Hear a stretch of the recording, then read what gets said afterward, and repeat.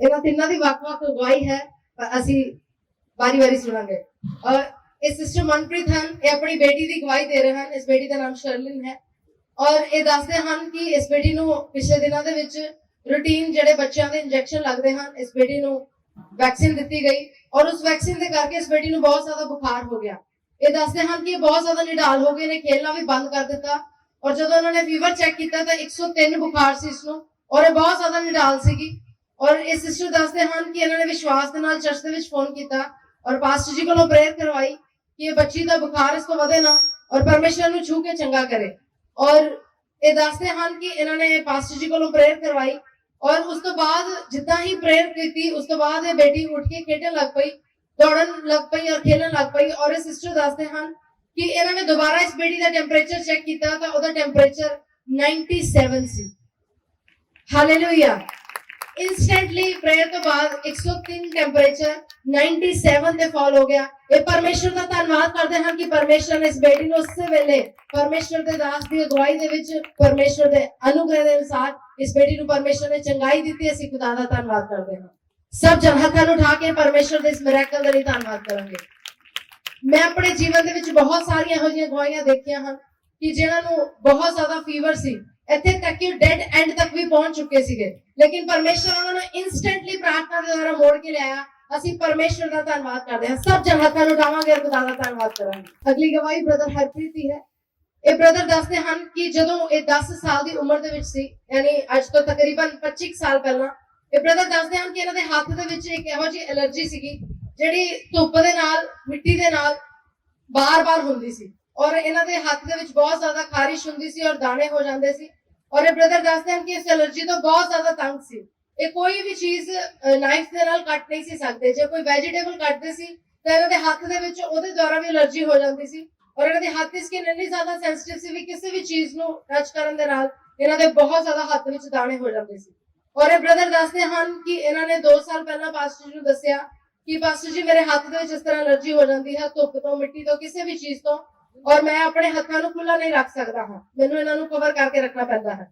ਔਰ ਇਹ ਬ੍ਰਦਰ ਦੱਸਦੇ ਹਨ ਕਿ 2 ਸਾਲ ਤੋਂ ਇਹਨਾਂ ਨੇ ਜਦੋਂ ਪਾਸਟਰ ਨੂੰ ਦੱਸਿਆ ਤੇ ਪਾਸਟਰ ਜੀ ਨੇ ਇਹਨਾਂ ਨੂੰ ਕਿਹਾ ਕਿ ਤੁਸੀਂ ਆਪਣੇ ਹੱਥ ਦੇ ਉੱਤੇ ਆਇਲ ਅਪਲਾਈ ਕਰੋ, ਜਿਹੜਾ ਮਸਾ ਕੀਤਾ ਹੋਇਆ ਤੇਲ ਹੈ ਉਸ ਨੂੰ ਅਪਲਾਈ ਕਰੋ, ਪਰਮੇਸ਼ਰ ਦਾ ਆਤਮਾ ਤੁਹਾਨੂੰ ਚੰਗਾਈ ਦੇਗਾ। ਇਹ ਬ੍ਰਦਰ ਦੱਸਦੇ ਹਨ ਕਿ ਇਹਨਾਂ ਨੇ ਉਸੇ ਦਿਨ ਪਾਸਟਰ ਜੀ ਤੋਂ ਪ੍ਰੇਅਰ ਕਰਵਾਈ ਔਰ ਉਸ ਦਿਨ ਤੋਂ ਆਇਲ ਅਪਲਾਈ ਕਰਦੇ ਰਹੇ। ਹੁਣ ਇਹਨਾਂ ਦੇ ਹੱਥ ਬਿਲਕੁਲ ਠੀਕ ਹਨ। 2 ਸਾਲ ਤੋਂ ਉਹਨਾਂ ਨੂੰ ਕੋਈ ਵੀ ਐਲਰਜੀ ਨਹੀਂ ਹੈ। ਪਰਮੇਸ਼ਰ ਦਾ ਧੰਨਵਾਦ ਕਰਦੇ ਹਨ। ਹਰ ਸਮਰ ਦੇ ਵਿੱਚ ਇਹਨਾਂ ਦੇ ਹੱਥ ਜਿਹੜੇ ਇਨਫੈਕਟਡ ਹੋ ਜਾਂਦੇ ਸੀਗੇ, ਐਲਰਜੀ ਨਾਲ ਭਰ ਜਾਂਦੇ ਸੀ, ਲੇਕਿਨ ਇਸ ਬ੍ਰਦਰ ਨੂੰ ਪਰਮੇਸ਼ਰ ਨੇ ਛੂ ਕੇ ਚੰਗਾਈ ਦਿੱਤੀ। ਅਸੀਂ ਪਰਮੇਸ਼ਰ ਦਾ ਧੰਨਵਾਦ ਕਰਦੇ ਹਾਂ। ਔਰ ਮੈਂ ਤੁਹਾਨੂੰ ਦੱਸਣਾ ਚਾਹੁੰਦੀ ਹਾਂ ਕਿ ਜਦੋਂ ਇਸ ਚਰਚ ਦਾ ਕੰਮ ਚੱਲ ਰਿਹਾ ਸੀ ਉਸ ਸਮੇਂ ਵੀ ਇਹ ਬ੍ਰਦਰ ਪਾਸਟਰ ਜੀ ਨੂੰ ਦੱਸਦੇ ਸੀ ਕਿ ਮੇਰੇ ਹੱਥਾਂ ਦੇ ਵਿੱਚ ਐਲਰਜੀ ਹੋ ਜਾਂਦੀ ਹੈ ਔਰ ਇਹਨਾਂ ਨੇ ਪੂਰੀ ਧੁੱਪ ਦੇ ਵਿੱਚ ਇਸ ਜਗ੍ਹਾ ਦੇ ਉੱਤੇ ਕੰਮ ਕੀਤਾ ਔਰ ਪੂਰੇ ਮਿੱਟੀ ਦੇ ਵਿੱਚ ਇਹਨਾਂ ਨੇ ਪੂਰਾ ਕੰਮ ਕੀਤਾ, ਲੇਕਿਨ ਪਰਮੇਸ਼ਰ ਨੇ ਉਸ ਸਮੇਂ ਤੋਂ ਇਹਨਾਂ ਨੂੰ ਚੰਗਾਈ ਦਿੱਤੀ ਜਿਹੜੀ ਕਿ 25 ਸਾਲ ਤੋਂ ਇਹਨਾਂ ਦੇ ਜੀਵਨ ਦੇ ਵਿੱਚ ਰੋਗ ਸੀ। ਖੁਦਾ ਨੇ ਉਸ ਸੇਵਾ ਨਾਲ ਇਹਨਾਂ ਨੂੰ ਛੂ ਕੇ ਚੰਗਾ ਕੀਤਾ। ਇਹ ਪਰਮੇਸ਼ਰ ਦਾ ਧੰਨਵਾਦ ਕਰਦੇ ਹਨ। ਸਭ ਜਨ ਆਪਣੇ ਹੱਥਾਂ ਨੂੰ ਉਠਾਵਾਂਗੇ ਔਰ ਇਸ ਗਵਾਹੀ ਦੇ ਲਈ ਪਰਮੇਸ਼ਰ ਪਿਤਾ ਦਾ ਧੰਨਵਾਦ ਕਰਾਂਗੇ। ਇਹ ਸਿਸਟਰ ਮਨਜੀਤ ਹਨ ਔਰ ਇਹ ਸਿਸਟਰ ਦੀ ਗਵਾਹੀ ਇਹ ਹੈ, ਇਹ ਦੱਸਦੇ ਹਨ ਕਿ ਪਿਛਲੇ 3 ਸਾਲ ਤੋਂ ਇਸ ਸਿਸਟਰ ਦੀ ਜੀਭ ਦੇ ਵਿੱਚ ਇੱਕ ਗਿਲਟੀ ਬਣ ਜਾਂਦੀ ਸੀ ਔਰ ਇਹ ਦੱਸਦੇ ਹਨ ਕਿ ਉਹ ਆਪਣੇ ਆਪ ਹੀ ਠੀਕ ਹੋ ਜਾਂਦੀ ਸੀ, ਲੇਕਿਨ ਫਿਰ ਦੁਬਾਰਾ ਉਸੇ ਜਗ੍ਹਾ ਦੇ ਉੱਤੇ ਦੁਬਾਰਾ ਗਿਲਟੀ ਬਣ ਜਾਂਦੀ ਸੀ। ਔਰ ਇਹ ਸਿਸਟਰ ਦੱਸਦੇ ਹਨ ਕਿ ਇਹ ਬਹੁਤ ਜ਼ਿਆਦਾ ਪਰੇਸ਼ਾਨ ਸੀ, ਇਹਨਾਂ ਨੂੰ ਖਾਣ ਪੀਣ ਦੇ ਵਿੱਚ ਵੀ ਦਿੱਕਤ ਆਉਂਦੀ ਸੀ, ਬੋਲਣ ਦੇ ਵਿੱਚ ਦਿੱਕਤ ਆਉਂਦੀ ਸੀ ਔਰ ਇਹ ਸਿਸਟਰ ਦੱਸਦੇ ਹਨ ਕਿ ਉਸ ਗਿਲਟੀ ਤੋਂ ਬਹੁਤ ਜ਼ਿਆਦਾ ਪਰੇਸ਼ਾਨ ਸੀਗੇ ਔਰ ਇਹਨਾਂ ਨੇ ਪਿਛਲੇ ਦਿਨਾਂ ਵਿੱਚ ਪਾਸਟਰ ਜੀ ਨੂੰ ਦੱਸਿਆ ਕਿ ਪਾਸਟਰ ਜੀ ਇਹ ਬਾਰ-ਬਾਰ ਆਉਂਦੀ ਹੈ ਸਮੱਸਿਆ, ਤੁਸੀਂ ਮੇਰੇ ਲਈ ਪ੍ਰਾਰਥਨਾ ਕਰੋ ਕਿ ਮੈਂ ਪੂਰੀ ਤਰ੍ਹਾਂ ਇਸ ਚੀਜ਼ ਤੋਂ ਆਜ਼ਾਦ ਹੋ ਜਾਵਾਂ। ਔਰ ਇਹ ਸਿਸਟਰ ਦੱਸਦੇ ਹਨ ਕਿ ਪਿਛਲੇ 1 ਮਹੀਨੇ ਤੋਂ ਇਹ ਸਿਸਟਰ ਦੱਸਦੇ ਹਨ ਕਿ ਇਹਨਾਂ ਦੀ ਜੀਵ ਹੁਣ ਬਿਲਕੁਲ ਠੀਕ ਹੈ, ਇਹਨਾਂ ਦੇ ਕੋਈ ਵੀ ਗਿਲਟੀ ਨਹੀਂ ਹੋਈ। ਇਹ ਪਰਮੇਸ਼ਰ ਦਾ ਧੰਨਵਾਦ ਕਰਦੇ ਹਨ ਕਿ ਪਰਮੇਸ਼ਰ ਇਹਨਾਂ ਨੂੰ ਛੂ ਕੇ ਚੰਗਾਈ ਦਿੱਤੀ ਹੈ। ਸਭ ਜਨ ਅਸੀਂ ਹੱਥਾਂ ਨੂੰ ਉਠਾਵਾਂਗੇ ਔਰ ਪਰਮੇਸ਼ਰ ਪਿਤਾ ਦਾ ਧੰਨਵਾਦ ਕਰਾਂਗੇ। ਅਗਲੀ ਗਵਾਹੀ ਸਿਸਟਰ ਰੀਟਾ ਦੀ ਹੈ। ਸਿਸਟਰ ਰੀਟਾ ਹਨ, ਕੰਧਾਲਾ ਗੁਰੂ ਤੋਂ ਆਏ ਹਨ। ਇਹ ਸਿਸਟਰ ਆਪਣੀ ਗਵਾਹੀ ਦੇ ਵਿੱਚ ਦੱਸਦੇ ਹਨ ਕਿ ਇਸ ਸਿਸਟਰ ਨੇ ਆਪਣੀ ਰਿਪੋਰਟਸ ਕਰਵਾਈਆਂ ਸੀਗੀਆਂ ਬਲੱਡ ਟੈਸਟ ਦੀਆਂ ਔਰ ਇਹਨਾਂ ਦਾ ਸਰੀਰ ਜਿਹੜਾ ਹੈ ਉਹ ਨਿਢਾਲ ਰਹਿੰਦਾ ਸੀ ਔਰ ਇਹਨਾਂ ਨੇ ਦੇਖਿਆ ਕਿ ਮੈਂ ਟੈਸਟ ਕਰਵਾਵਾਂ ਆਪਣੀ ਬੋਡੀ ਦੇ ਵਿੱਚ ਕਿ ਮੈਨੂੰ ਕੀ ਸਮੱਸਿਆ ਹੈ। ਔਰ ਮੇਰੇ ਕੋਲ ਕੁਝ ਰਿਪੋਰਟਸ ਹਨ, ਮੈਂ ਤੁਹਾਨੂੰ ਦੱਸਾਂਗੀ ਕਿ ਇਹ ਸਿਸਟਰ ਨੇ 18 ਫਰਵਰੀ 2022 ਨੂੰ ਫੈਬਰੂਅਰੀ ਦੇ ਮੰਥ ਵਿੱਚ 18 ਤਰੀਕ ਨੂੰ ਇਹਨਾਂ ਨੇ ਆਪਣੇ ਟੈਸਟ ਕਰਵਾਏ ਔਰ ਇਹਨਾਂ ਦੀ ਰਿਪੋਰਟ ਦੇ ਵਿੱਚ ਪੀਲੀਆ ਸੀ ਔਰ ਇਹ ਸਿਸਟਰ ਦੱਸਦੇ ਹਨ ਕਿ ਇਹ ਬਹੁਤ ਜ਼ਿਆਦਾ ਉਸ ਪੀਲੀਆ ਤੋਂ ਪਰੇਸ਼ਾਨ ਸੀ ਔਰ ਫਿਰ ਦੁਬਾਰਾ ਇਹਨਾਂ ਦਾ ਜਦੋਂ ਪੀਲੀਆ ਨਹੀਂ ਹਟਿਆ ਤਾਂ ਇਹਨਾਂ ਨੇ ਦੁਬਾਰਾ ਆਪਣੇ ਟੈਸਟ ਰਿਪੋਰਟਸ ਕਰਵਾਈਆਂ ਸਪਟੈਂਬਰ ਦੇ ਵਿੱਚ।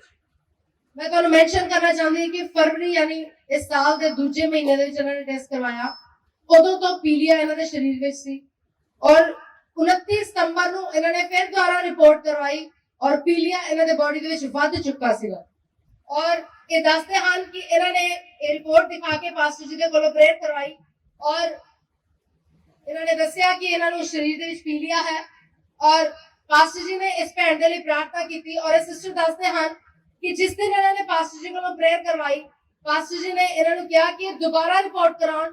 परमेश्वर ने इन्होंने उत्ते फजल कर देता है और पीलिया इन्होंने शरीर में छड़ के जा चुका है और इन्होंने next day very next day 7 अक्टूबर ਨੂੰ दोबारा टेस्ट की रिपोर्ट करवाई और ਇਹਦੇ ਵਿੱਚ ਪੀਲੀਆ नहीं है। ਇਹ ਪਰਮੇਸ਼ਰ ਦਾ ਧੰਨਵਾਦ ਕਰਦੇ ਹਨ ਕਿ ਪਰਮੇਸ਼ਰ ਇਹਨਾਂ ਨੂੰ ਚੁੱਕ ਕੇ ਚੰਗਾ ਕੀਤਾ ਹੈ ਔਰ ਇਹ ਸਿਸਟਰ ਆਪਣੀ ਗਵਾਹੀ ਦੇ ਦੱਸਦੇ ਹਨ ਕਿ ਉਹਨਾਂ ਦਾ ਸਰੀਰ ਚੰਗਾ ਭਲਾ ਹੈ, ਪਰਮੇਸ਼ਰ ਨੇ ਚੰਗਾਈ ਦਿੱਤੀ ਹੈ। ਇਹ ਪਰਮੇਸ਼ਰ ਦਾ ਧੰਨਵਾਦ ਕਰਦੇ ਹਨ।